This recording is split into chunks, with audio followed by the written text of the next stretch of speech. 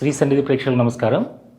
మనం ఎందరో యోగులను, ఎందరో గురువులను, మరెందరో సాధకులను నిత్యం కలుస్తూనే ఉన్నాం. వారి నుంచి అద్భుతమైనటువంటి ఆత్మజ్ఞానాన్ని తీసుకుంటూనే ఉన్నాం. ఈరోజు మన అదృష్టం మనం చేసుకున్నటువంటి పూర్వజన్మ సుకృతం ధ్యాన ప్రస్థం మనందరి కోసం ఇక్కడ భువనగిరిలో ఆండాల్ నగర్లో వెలిసినటువంటి గొప్ప ధ్యాన క్షేత్రం. దీన్ని మనందరి కోసం తీర్చిదిద్ది ధ్యాన ప్రస్థం ద్వారా ధారణా మార్గంలో ఇంతవరకు ఎన్నో రకాల యోగ మార్గాల్లో ప్రయాణించి అనేక రకాల సమస్యలను కొని తెచ్చుకున్నటువంటి వారికి ఒక గొప్ప ఉపశమనాన్ని కలిగిస్తూ వారు ఉన్నత స్థాయికి వెళ్ళడానికి పూర్తిగా సహకారం అందిస్తుంది మన ధ్యాన ప్రస్థం ధారణా మార్గం. దీన్ని మనకు అందించినటువంటి గురుదేవులు శ్రీ దివ్యజ్ఞాన గురూజీ గారు. వారు ఎలాంటి లాభాపేక్ష లేకుండా తాను తెలుసుకున్నది మనందరికీ అందించాలి అనే సదుద్దేశంతో ఈ ధ్యాన ప్రస్థాన్ని మనకు అందించారు. ఎవరు ఎంతవరకు దీనిని ఉపయోగించుకోగలిగితే వారికి అంతవరకు ఉపయోగపడుతుంది. ఏదైనా ఒక ధ్యాన మార్గంలోకి, ఒక యోగ మార్గంలో, ఒక సాధన మార్గంలోకి మనం వెళ్ళినప్పుడు ఆ మార్గంలో మనం అనుకున్నటువంటి ఫలితాలు వచ్చేంత వరకు నిరంతరం ప్రయాణం చేస్తూనే ఉండాలి. దానికి గురువు యొక్క సాంగత్యం ఎంతో ముఖ్యం. అలాంటి గురువు మనకి ప్రత్యక్షంగా ఇక్కడ అందుబాటులో ఉండి మనం సాధనా మార్గంలో మనం అనుకున్నటువంటి ఈ మోక్షము, ముక్తి ఏదైతే ఉందో ఆ మార్గంలో మనం ముందుకెళ్ళడానికి వారు పూర్తి సహాయ సహకారాలు అందిస్తున్నారు. మరి అలాంటి గురువుగారు ఈరోజు మనకి సమయాన్ని కేటాయించారు. ఏమాత్రం ఆలస్యం చేయకుండా ఈ సత్సంగం ప్రారంభిద్దాం. నమస్కారం గురుగారు. శుభమస్తు, ఆనందమస్తు. ప్రస్తుత సమాజానికి ఈ ధ్యాన ప్రస్థం అనేది ఏ విధంగా ఉపయోగపడుతుంది అంటే మీరు ఏమనుకుని, ఏ లక్ష్యంతో అనుకుని దీన్ని ప్రారంభించా తెలియజేయండి గురుగారు. తప్పకుండా. సర్వాంతర్యామినే నమః, అంతరాత్మనే నమః, గురుభ్యో నమః. మనకు సనాతన పద్ధతిని అనుసరించి అనేక మంది మహాత్ములు వాళ్ళు తపస్సు చేసి, త్యాగాలు చేసి మనకు అద్భుతమైన జ్ఞానాన్ని అందించారు.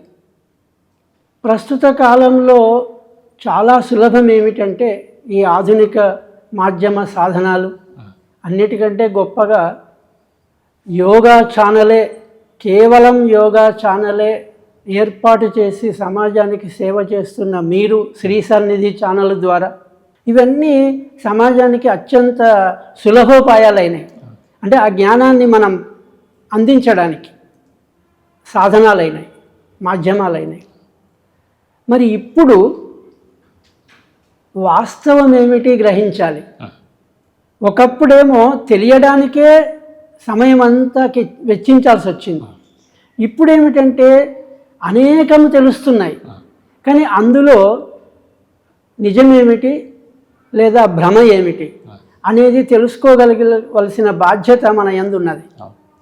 మరి నిజం ఎలా ఉంటుందంటే సహజంగానే లోక సామెత ఉంది, నిజం చేదుగా ఉంటుందని, నిప్పు లాంటిదని ఇలా చెప్తుంటారు.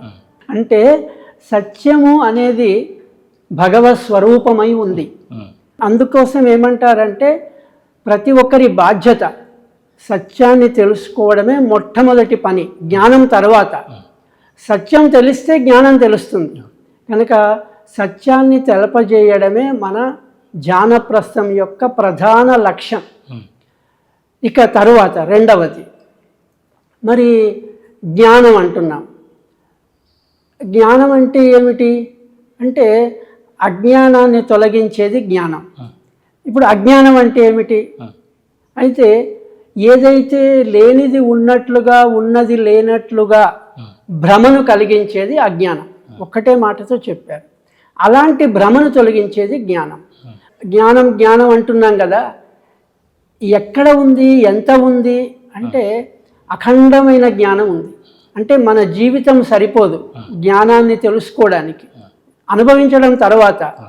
అలాంటి జ్ఞానాన్ని, అందులో సారాన్ని ప్రస్తుత కాలానికి ఉపయోగపడేది అందరికీ ఆబాలాది గోపాలం అంటే చిన్న పిల్లల నుండి పండు ముసలి వరకు వృద్ధుల వరకు కూడా సులభంగా అందుకునే విధంగా అరటిపండు వలిచి నోట్ల పెట్టిన విధంగా జ్ఞానాన్ని అందించడం కోసం ఈ ధ్యానప్రస్థం సేవ చేస్తుంది. మూడవది, ఇక జ్ఞానం తెలుసుకోవడానికి, సత్యం తెలుసుకోవడానికి ఛానల్ కృషి చేస్తుంది, బాగుంది.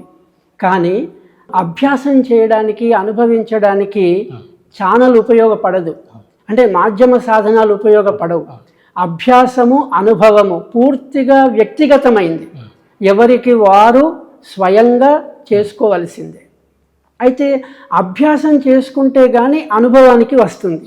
మరి అభ్యాసం చేసుకోవాలంటే ప్రత్యక్షంగా అభ్యాసాన్ని నేర్చుకోవలసిందే. ప్రత్యక్షంగా అభ్యాసాన్ని నేర్చుకోవడం కోసం ఇక్కడ హైదరాబాదు సమీపంలో భువనగిరికి రహదారి సమీపంలో ఈ ప్రశాంత వాతావరణంలో ఈ ధ్యానప్రస్థం ఏర్పాటు చేయడం అయింది. ఎప్పుడు ఎవరు వచ్చినా కూడా వారికి ఈ అభ్యాసాన్ని, జ్ఞానాన్ని అనుభవించే అభ్యాసాన్ని ఇక్కడ నేర్పించుట జరుగుతుంది. రెండవది ఏమిటంటే ఇది లౌకిక విద్య కాదు, ఇది ఆధ్యాత్మిక విద్య, బ్రహ్మ విద్య. ఇప్పుడు అందరు అడుగుతారు శిక్షణలని, తరగతులని, క్లాసులు ఎప్పుడు ఉంటాయి, ఎంతమంది వస్తారు, ఇవన్నీ అడుగుతుంటారు. మనమేమంటామంటే కడుపు నొప్పి ఉన్నవాడికి ఇమీడియట్గా మందు వేసుకోవాలి, డాక్టర్ దగ్గరికి పరిగెత్తాలి. అయితే అందరికీ కడుపు నొప్పి ఒకేసారి ఎలా వస్తుంది? రాదు కదా. క్లాసు ఏర్పాటు చేయడానికి అందులో కూడా వయస్సు భేదం ఉంటుంది. అన్నిటికంటే మనోభేదం, స్థాయి వేరు. ఒకరి స్థాయి వేరు, మరొకరి స్థాయి వేరు. ఒకరికి చెప్పినట్టుగా జ్ఞానం మరొకరికి అర్థమవుతుంది అనడానికి లేదు. ఎవరి జ్ఞానం వారిదే. కనుక ఇది పూర్తిగా వ్యక్తిగతమైంది కాబట్టి ఇక్కడ సామూహిక శిక్షణలు, తరగతులకి అతీతంగా మామూలుగా శిక్షణలు, తరగతులు ఈ అవగాహన విషయంలో చెప్పవచ్చు.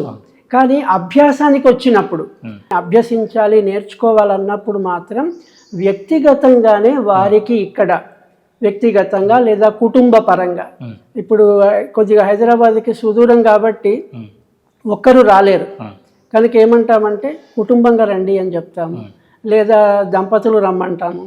వాళ్ళు వ్యక్తిగతంగా వచ్చి ఇక్కడ అభ్యాసాన్ని నేర్చుకోవచ్చు.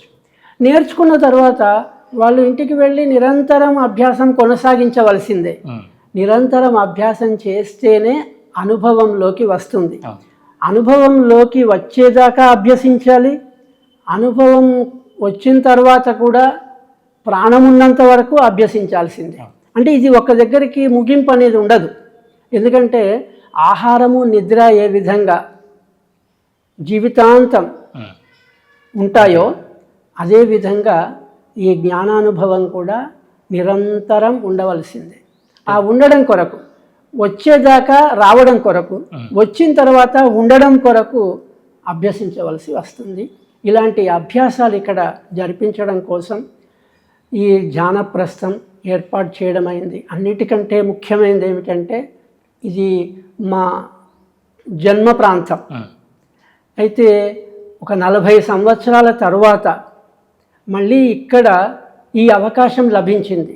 దైవానుగ్రహం చేత, పెద్దలందరి సహకారం చేత, ఆత్మీయుల సహకారం చేత ఇక్కడ మన జన్మభూమిలోనే ఈ సేవాభావం అందించే అవకాశం వచ్చింది.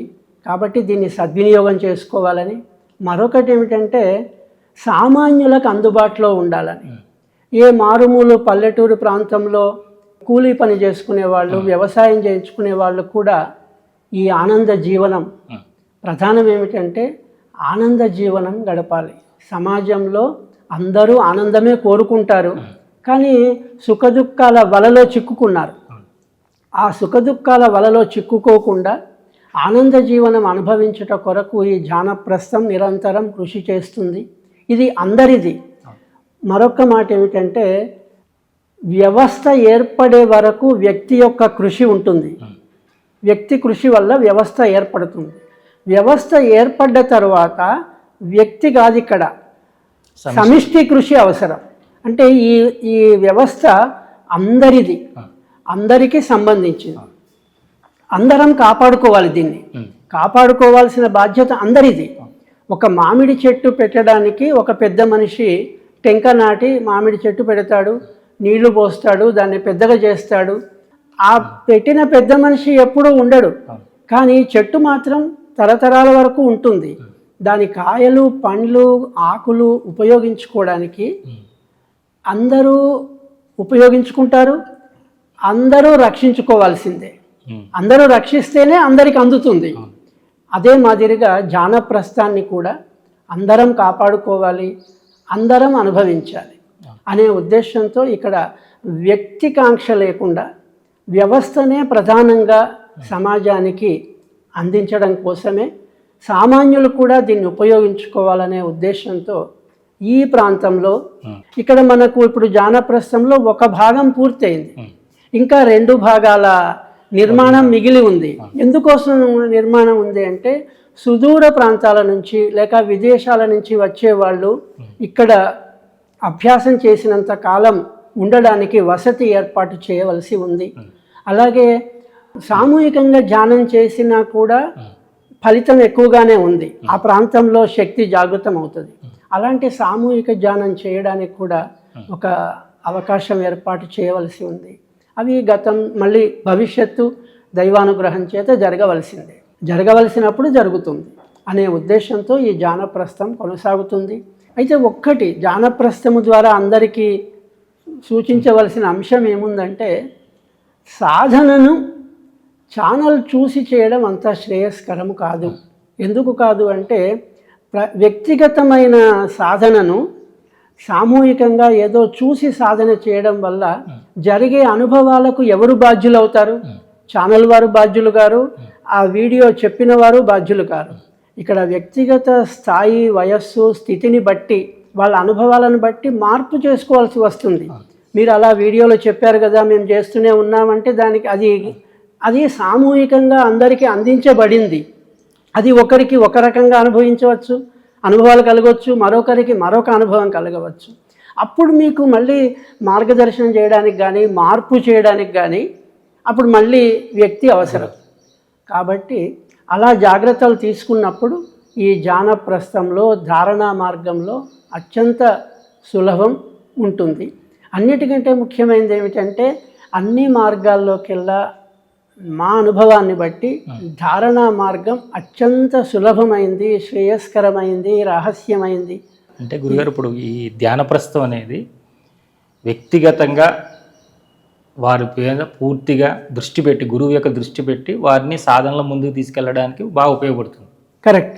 సామూహికంగా ఏదో భజనలాగా చేయించకుండా వ్యక్తిగత అనుభూతికి, వ్యక్తిగత అనుభవాల్ని పొందడానికి ఈ జానప్రస్థం సంపూర్ణంగా ఉపయోగపడుతుంది. దానికోసమే ప్రధాన లక్ష్యమై ఇక్కడ ఏర్పాటు చేయడం అయింది. అయితే వచ్చినప్పుడు అందరు గురుగారు ఏదో చెప్తుంటారు, ఇట్లా అందరు మీరు ఈ సాధన చేయండి అని చెప్తుంటారు. ఒక 50 మంది 100 మంది ఉండి అందరూ అదే సాధన చేస్తూ ఉంటుంటారు. అలాగని కాకుండా మీరు ఎవరికి వారిని వ్యక్తిగతంగా కలిసి వాళ్ళ స్థాయి ఏ విధంగా చూసి వాళ్ళు ఎంతవరకు అందుకోగలుగుతారో చూసి వాళ్ళకి మీరు ఆ సాధనలో మార్పులు చేర్పులు ఉంటాయి. ఇప్పుడు ఫండమెంటల్ ఒకే రకంగా ఉండదు. చిన్నపిల్లవాడికి చెప్పే విధానం వేరు, కొంచెం వయస్సులో ఉన్న వాళ్ళకి వేరు, గృహస్థులుగా ఉన్న వాళ్ళకి వేరు, వృత్తి ఉద్యోగం చేసే వాళ్ళకి వేరు, వ్యవసాయం చేసుకునే వాళ్ళకి వేరు, అలాగే స్త్రీలకు వేరు. ఇంకా చాలా ముఖ్యమైన అంశం ఇది. ఇప్పుడు ఏమనుకుంటున్నారంటే, మనం చెప్పే సాధనలన్నీ అందరికీ స్త్రీ పురుషులకు సమానం అనుకుంటున్నారు. కానీ అతి సూక్ష్మమైనది ఏమిటంటే, స్త్రీలకు ప్రత్యేక సాధన ఉంది, పురుషులకు ప్రత్యేక సాధన ఉంది. పురుషులకు చెప్పిన సాధనలన్నీ స్త్రీలకు అప్లై చేసుకుంటే ఇబ్బందులు ఎదుర్కొంటారు. ఇప్పుడు యోగ సాధనలో స్త్రీల ప్రాధాన్యత ఎంతవరకు యోగ సాధనకు వాళ్ళు అర్హులు, వాళ్ళ స్థాయి ఎంతవరకు, అది గమనించి మనం మార్పు చేయవలసి ఉంటుంది. ఇవన్నీ కూడా సామూహికంగా అందరికీ కామన్గా వచ్చే, సాధారణంగా వచ్చే వీడియోల్ని వాళ్ళ వ్యక్తిగతంగా అప్లై చేసుకుంటే, అభ్యాసం చేయడానికి పూనుకుంటే మాత్రం ఇబ్బందికరంగా ఉంటుంది. అంటే ఈ ఆధ్యాత్మిక మార్గంలో వచ్చినటువంటి ఇప్పుడు ఉన్నటువంటి ఎంతోమంది గొప్ప గొప్ప గురువుల్ని, పెద్ద పెద్ద పీఠాధిపతులను ఇలా అందరూ చూసినప్పుడు వాళ్ళు చాలా లగ్జరీ లైఫ్లో విశేషమైనటువంటి పెద్ద పెద్ద కారుల్లోనూ పెద్ద పెద్ద ఆశ్రమాలు బంగ్లాల్లో మంచి మంచి బంగారాలు ధరించి ఇలా ఇవన్నీ ఉండడం వల్ల ఈ మార్గంలోకి వస్తే ఇవన్నీ మనం పొందే అవకాశం ఉన్నదేమోనని. బాగుంది. అయితే మనము మన స్థాయికి వాస్తవానికి ఇంకొక మాట ఏంటంటే, ధ్యానప్రస్థంలో మొట్టమొదటి నియమం ఏమిటంటే అందరూ మహానుభావులే, ఎవరిని కూడా మనం విమర్శించడానికి లేదు, అందరికీ నమస్కరించవలసి. విమర్శించ వాళ్ళని చూసి వీళ్ళందరికీ ఇలా వచ్చింది భ్రమపడే ఈ మార్గంలోకి వచ్చినప్పుడు కదా ఇవన్నీ లభిస్తాయనే భ్రమలో ఉంటారు. వాస్తవమే, అది లోక సహజం. అయితే ఇక్కడ గమనించాలి ఒకటి, ఇప్పుడు బాగా సాధన చేసిన వాళ్ళు చివరి దశలో ఈ అనుభవాలన్నీ పొందుతారనుకుందాం. అంటే ఈ అనుభవాలను ఎప్పుడు వచ్చాయి? బాగా సాధన చేసి అన్నీ వదులుకొని వెళ్ళిన తర్వాత వచ్చాయి.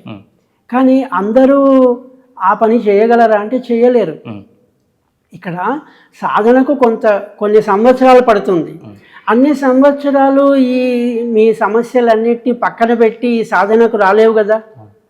అయితే ఇంకొకటి మనలో ఉన్న ఆశయం ఏంటంటే, ప్రస్తుత కాలంలో ఉన్న భ్రమ ఏమిటంటే, ఇవాళ సాధన మొదలుపెట్టాం, రేపే మనకు ఫలితం రావాలన్న ఆదుర్ద ఉంటుంది.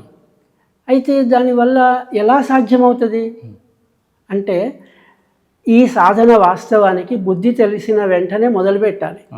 8 సంవత్సరాలకు మనం సాధన ప్రారంభం చెయ్యాలి. 5 సంవత్సరాలకి చెయ్యాలి. 5 సంవత్సరాలకు ఒకవేళ పోలేదు కాబట్టి 8 సంవత్సరాలు తీసుకుందాం. 8 సంవత్సరాలలో నువ్వు సాధన మొదలు పెడితే నీకు కరెక్ట్గా అన్ని లగ్జరీ లైఫే గడుపుతావు.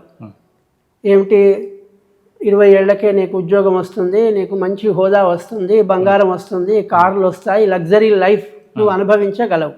నువ్వు ఇప్పుడు సాధన ఎప్పుడు మొదలు పెడుతున్నావు? 40 ఏళ్ళు వచ్చినాకనో, 45 ఏళ్ళు వచ్చినాకనో, 30 ఏళ్ళు వచ్చినాకనో మొదలు పెడుతున్నావు. అంటే ఈ 8 సంవత్సరాల నుండి 30 సంవత్సరాల వరకు ఏమైందంటే మొత్తం మలినంలో కూరుకొని పోయాం. ఇప్పుడు జ్ఞానం కలిగించడం కంటే ఎక్కువ ఈ మలినాన్ని తొలగించడానికే సమయం పడుతుంది. అంటే ఇప్పుడు మనం 40 ఏళ్ళు ఉన్నాం, 60 ఏళ్ళు ఉన్నాం, ఇప్పుడు సాధన ప్రారంభించావు. ఈ 60 ఏళ్ల మలినం తొలగించడానికి కనీసం 30 ఏళ్ళైనా పట్టుతుంది. ఏది 2 సంవత్సరాలకు 1 సంవత్సరం తీసుకున్నా 30 ఏళ్ళు పడుతుంది. మన ఆయుకాలం ఎంత, మన ఆయుష్ ఎంత వరకు ఉంటుంది?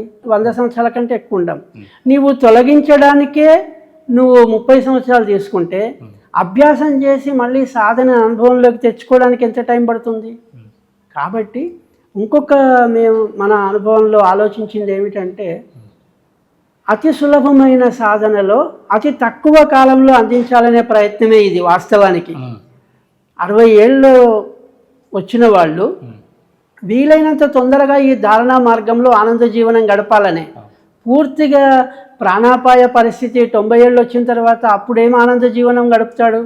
అప్పుడు కనీసం కూర్చునే శక్తి కూడా ఉండదు. మంచం పడి రోగాన్ని అనుభవిస్తూ వృద్ధాప్యంలో ఉన్న వాళ్ళకి అప్పుడు వాళ్ళకు వినపడదు, కనబడదు, అర్థం కాదు.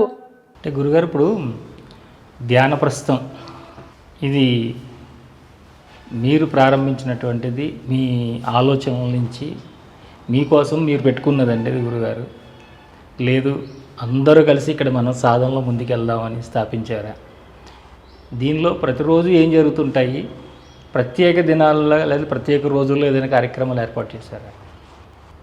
ధ్యానప్రస్థం అనే సంకల్పం వాస్తవానికి మనతో పాటు నలుగురికి కూడా ఈ సాధన చేరాలి, వాళ్ళు కూడా కలిసి మనతో పాటు సాధన చేస్తారు, అనుభూతి పొందుతారనే ఉద్దేశంతో ప్రారంభం చేయడం అయింది. దీనికి సహకరించడానికి కూడా నలుగురు ముందుకు వచ్చారు. వచ్చి పర్వాలేదు, తప్పకుండా మేము మీతో పాటు ఉంటాము, చేయండి అని ప్రోత్సహించారు. అయితే సరే, దైవానుగ్రహం చేత, పెద్దల ఆశీస్సుల చేత, అందరి ప్రోత్సాహం చేత ఇంత దూరం వచ్చింది. వరుసగా ఎలా జరిగిందంటే, 2022లో శంకుస్థాపన జరిగింది, 23లో అమ్మవారి ప్రతిష్ఠ జరిగింది, 24లో ఈ జానప్రస్థం ప్రవేశమైంది. మొన్న 25కు ప్రథమ వార్షికోత్సవం అయింది. అంటే అమ్మవారికి ద్వితీయ వార్షికోత్సవం, జానప్రస్థానికి ప్రథమ వార్షికోత్సవం అయింది. సరిగ్గా వసంత పంచమి, అన్నీ వసంత పంచమికే జరుగుతూ వచ్చాయి. ఇప్పుడు జానప్రస్థం ఒక విధంగా ప్రాథమిక దశలో ఉంది. ఇప్పుడు ఈ జానప్రస్థంలో మేముంటున్నాము. మాతో పాటు ఎవరైతే ఉత్సాహంతో 4 సాధకులు వస్తారో వాళ్ళు కూడా పాల్గొంటున్నారు. అయితే సామూహిక కార్యక్రమాలంటూ ఎక్కువ కాకుండా ఒక్క మైత్రీ ధారణ కార్యక్రమం ప్రతి నెల 2వ శనివారం అది ఏర్పాటు చేస్తున్నాం. అందులో కొంతమంది సాధకులు వచ్చి వాళ్ళ అనుభవాలు పంచుకోవడం జరుగుతుంది. ఇక జానప్రస్థంలో నిత్య కార్యక్రమాలు ఏమిటంటే, జానప్రస్థం అంటే ధ్యానంలో ఉండటం అని అర్థం. ధ్యానంలో ఉండాలంటే కనీస వసతులు కావాలి.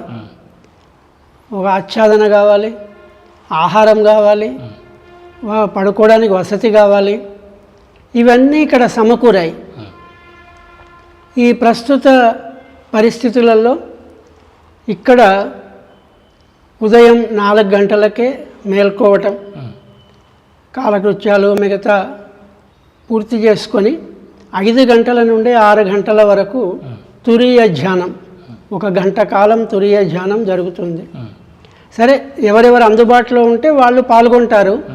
లేకపోయినా నిత్యకృత్యంలో మన ద్వారా అది జరిపిస్తూ ఉన్నాం.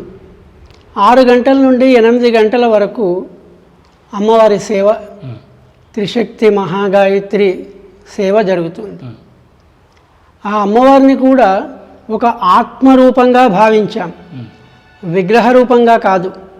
మన అంతరాత్మనే అమ్మవారి రూపంలో ఇక్కడ ప్రతిష్ఠితమై ఉందనే భావనతో యాదేవి సర్వభూతేషు ఆత్మరూపేణ సంస్థిత నమస్తస్యై నమస్తస్యై నమస్తస్యై నమో నమః అంటూ ప్రార్థన చేసి ఆ అమ్మవారికి యథాశక్తి సేవ చేస్తున్నాం. నివేదన 8 తర్వాత కాస్త విశ్రాంతి తీసుకొని మళ్ళీ 9 గంటల నుండి 12 గంటల వరకు ధారణా మార్గం మీద అవగాహన కార్యక్రమం ఉంటుంది. వచ్చిన వాళ్ళు ఎవరెవరు వాళ్ళు వ్యక్తిగతంగా వస్తారు. వచ్చిన వాళ్ళకి సంపూర్ణ వివరంగా ఇందులో చెప్పిన దానికంటే వాళ్ళ సందేహాలు కూడా ఉంటాయి. ఇప్పుడేమో మనం ఎదుటి వాళ్ళ సందేహాలు ఏమీ తీసుకోవట్లేదు, మనం చెప్పుకుంటూ వెళ్తున్నాం.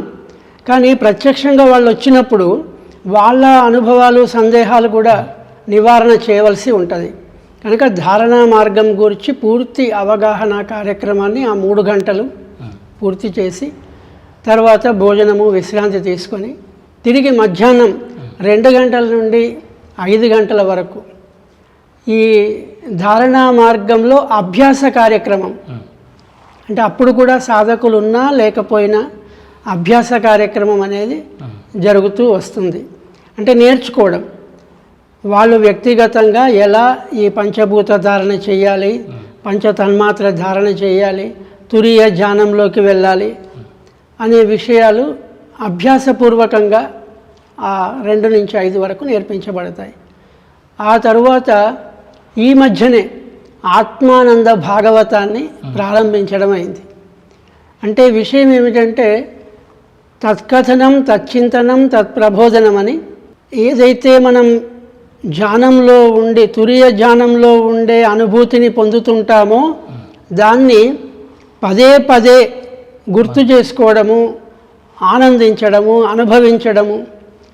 ముఖ్యంగా ఈ ఆత్మానంద భాగవతం ప్రారంభించిన తర్వాత భాగవతంలో ఏ ఘట్టాలు ఉన్నాయి, ఏమేం చెప్పారు, ఆత్మానందం గురించి చెప్పబడింది ఏమిటి అనేది ప్రారంభం చేస్తూ వస్తే ఎన్నో అద్భుతమైన విషయాలు ఉన్నాయి. అసలు వాస్తవానికి ధారణా మార్గం గురించిన రహస్యాలు కూడా కొన్ని మనకు తెలిసాయి. అలాగే కపిలుడి యొక్క సాంఖ్య జ్ఞానం అంతా కూడా ఉంది. ప్రహ్లాదుడు చెప్పిన భక్తి మార్గం అంతా కూడా ఉంది. ఇలా రోజు 1 గంట సేపు ఉదయమేమో పారాయణం చేస్తున్నాం. ఉదయం 6 నుంచి 7 గంటల వరకు ఈ ఆత్మానంద భాగవతాన్ని పారాయణం చేస్తున్నాం. పారాయణం ఎందుకంటే మళ్ళీ సాయంత్రం బోధ ఉంటుంది కాబట్టి, ఆత్మానంద బోధామృతం, భాగవత బోధామృతం ఉంటుంది కాబట్టి ఉదయం చూసుకోవడం, పారాయణం చేయడం.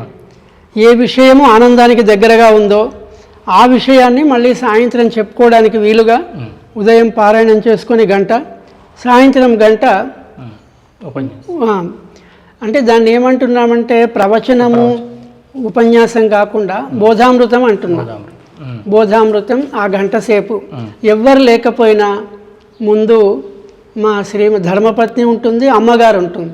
వీళ్ళిద్దరు మాత్రం నిత్యశ్రోతలు, శ్రద్ధగా వింటారు. ఆ గంట సేపు అయిన తర్వాత మళ్ళీ పాద ప్రక్షాళనం చేసుకొని సాయంత్రం మళ్ళీ ప్రదోషకాల సేవ, ఉదయం ప్రాతకాల సేవ, సాయంత్రం అమ్మవారికి ప్రదోషకాల సేవ చేసి మళ్ళీ ఒక గంట ధ్యానం చేసి, తురియ ధ్యానం 7 నుంచి 8 వరకు తురియ ధ్యానం చేసి 8 గంటలకు మామూలుగా ఇక్కడ అల్పాహారం తీసుకుంటారు. నేను మాత్రం ఇప్పుడు 3 మాసాల నుంచి కేవలం రాత్రికి గోక్షీర సేవనమే చేస్తున్నాం. మధ్యాహ్నం ఏకభుక్తం, రాత్రికి ఆవు పాలు స్వీకరించడం జరుగుతుంది. 9 గంటల నుంచి 10 గంటల వరకు ఎవరైనా సందేహాలు ఫోన్లలో లేదా మెసేజ్ల రూపంలో సందేహాలు అడిగితే వారికి మళ్ళీ సమాధానాలు చెప్పడం, ఆ తర్వాత విశ్రాంతి. 10 గంటల నుంచి 4 గంటల వరకు విశ్రాంతి. ఈ విధంగా నిత్య కార్యక్రమం జరుగుతుంది.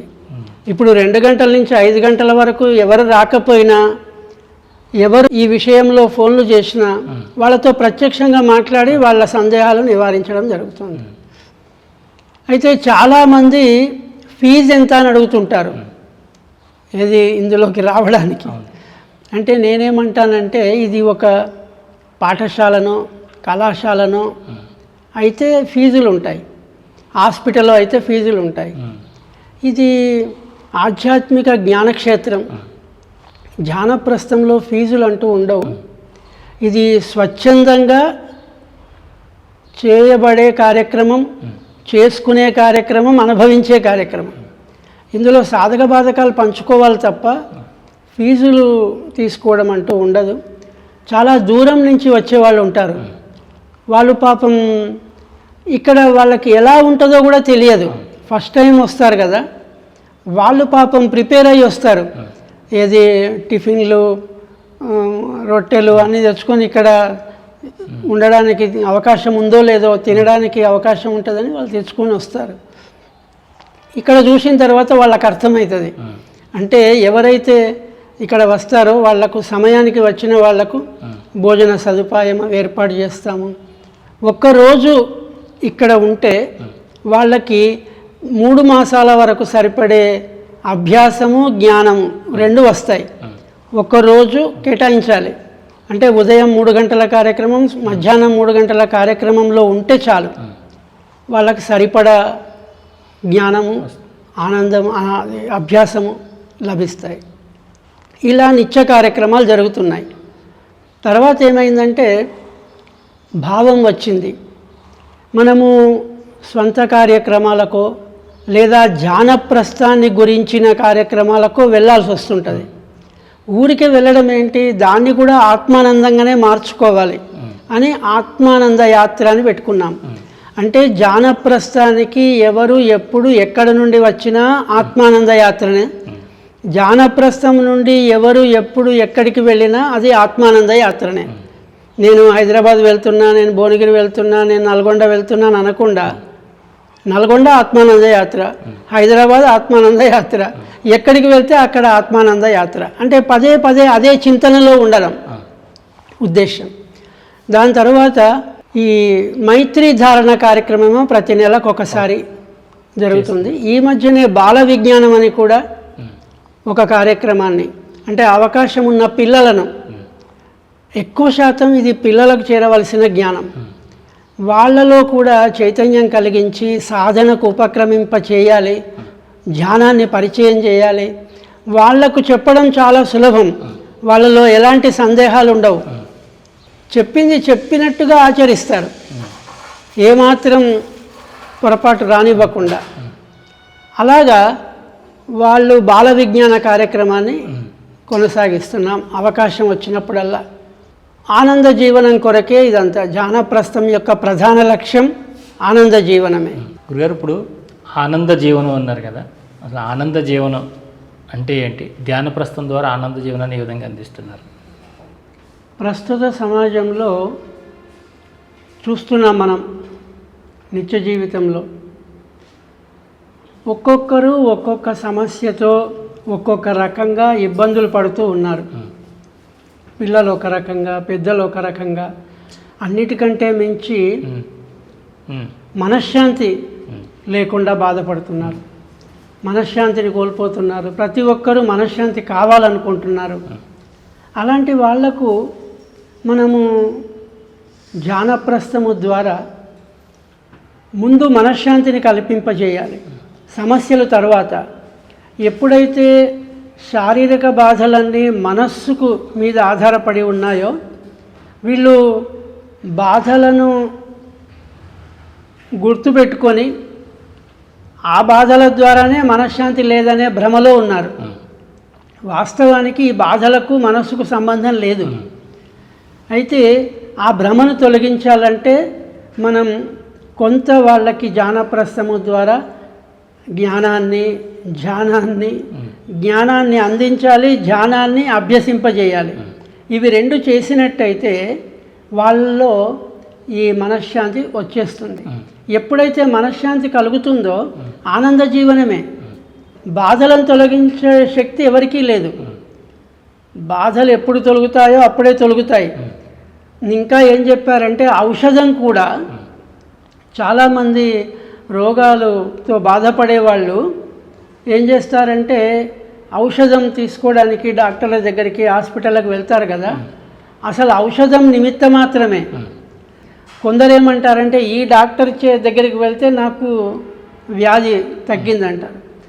కొందరు ఇక్కడ స్థానికంగానే ఒక డాక్టర్ చిన్న టాబ్లెట్ ఇస్తే తగ్గింది. ఈ టాబ్లెట్స్ తగ్గడం కాదు, ఆ కర్మ పరిపక్వము అక్కడికి పూర్తి అయిపోయినందువల్ల తగ్గింది. అసలు ఈ ఔషధం వేయడం కానీ రోగం తగ్గడానికి కానీ ఏమాత్రం సంబంధం లేదు. మానసికంగా వచ్చే వ్యాధికి అసలు మందే లేదు. వచ్చే వ్యాధులన్నీ మానసిక బలహీనతల వల్లనే వస్తాయి. ఇప్పుడు వచ్చే 90% అనారోగ్యం అంతా కూడా మానసిక బలహీనత వల్లనే వస్తుంది. మరి మానసిక బలాన్ని పెంచడానికి మనకు ఔషధాలు లేవు.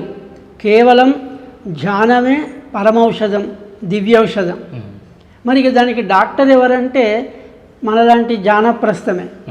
కనుక ఈ ధ్యానప్రస్థం యొక్క ముఖ్య ఉద్దేశం మానసిక బలాన్ని పెంచడానికి.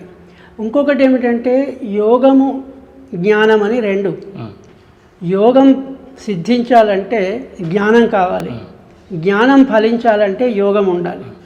ఇప్పుడు ఏమవుతున్నాయంటే మిగతావన్నీ కూడా యోగ మార్గం అంటే ఒక యోగ మార్గంతోటే ప్రయాణం చేస్తున్నారు, జ్ఞానాన్ని పక్కన పెట్టి. ఇక జ్ఞానంలో ఉన్నవాళ్ళు కేవలం జ్ఞానం సబ్జెక్టునే మొత్తం తరో చేస్తున్నారు, యోగం ఉండదు. కనుక ఇవి రెండు ఎప్పుడైతే సమన్వయంతో కలిపి సాధన చేస్తామో అప్పుడు ఖచ్చితంగా ఫలితం వస్తుంది. ఇప్పుడు ఆనంద జీవనం కంటే వేరే లేదిగా, వేరే సంకల్పం లేదు, వేరే కోరికలు లేవు. సకల మానవులకు, మానవులే కాదు సాధారణ ప్రాణులన్నీ కూడా ఆనందాన్ని కోరుకుంటాయి. జీవులన్నీ కూడా వాటి రక్షణ కోసమే ప్రయత్నం చేస్తుంటాయి. ఏది పక్షులు, జంతువులు, క్రిమికీటకాలన్నీ కూడా అవి ఎక్కడ భద్రంగా ఉంటుందో అక్కడే ఉండడానికి ప్రయత్నం చేస్తాయి. ఎందుకోసం అంటే ఆనందంగా ఉండడం కోసం. కనుక ఆనందం అనేది అది సృష్టిలో దానికంటే మించింది లేదు ఇక. అందుకే ఆత్మానందం అన్నారు. ప్రతి ప్రాణిలో కూడా హృదయంలో అంతరాత్మ ఉంటాడు కాబట్టి ఆ ఆత్మనే ఆనంద స్వరూపం. ఆనంద స్వరూపమే ఆత్మ అయింది కాబట్టి ఆనందం కంటే వేరే లేదుగా. అసలు సృష్టియే ఆనందం కోసం.